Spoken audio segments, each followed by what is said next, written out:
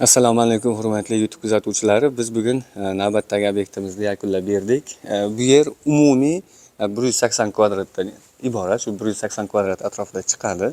Lekin bu yerda hammasiga o'rnatilmadi. Hozircha mana 1, 2, 3 ta xonaga o'rnatib berdik issiqlik tizimini. Bu ikkala xonada o'sha radiator o'rnagan bo'lsa, bittasida to'pli pol o'rnatib berilgan. Hozir bu yerda ham gaz yaxshiligini hisobiga xo'sh, aqlli kotlyoldan o'rnatib berganmiz. 22 talik. Mana o'sha Vayland T6 dan o'rnatib berdik. Ishlashlari a'lo darajada. Hozir испытание ketyapti. 63 gradusga olib chiqqan.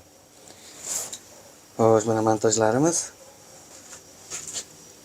Yerni kovlab, yerni tagidan olib o'tib berdik. Uylarga o'sha yetkazib berdik. Ammo qolgan joylarga, qolgan xonalarga alohida tochka mo'ljallab ketildi.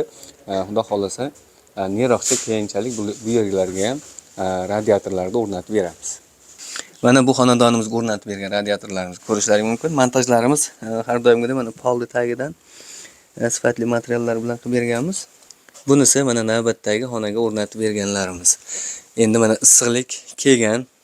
Xudo xolasa uydagilar rosa xursand. Chiroyli chiqqan. Endi bundan buyog'iga qishdan qo'rqmasdan chiroylab issiqni chiqishaveradi.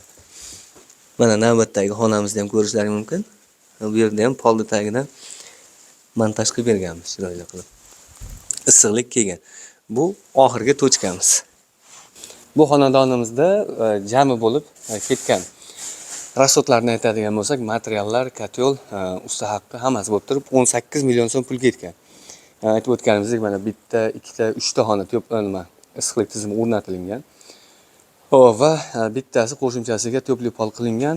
Hammasi bo'lib turib, o'sha usta haqqilari bilan 18 million so'm pul ketgan. Bugungi sanani aytadigan bo'lsak, bugun 8-noyabr 2025-yil. Mana shunaqa xizmatlar kerak bo'lsa, ekranda raqamlarga aloqaga chiqaverasizlar. Biz vodiy bo'ylab xizmat ko'rsatib berish imkoniyatiga egamiz.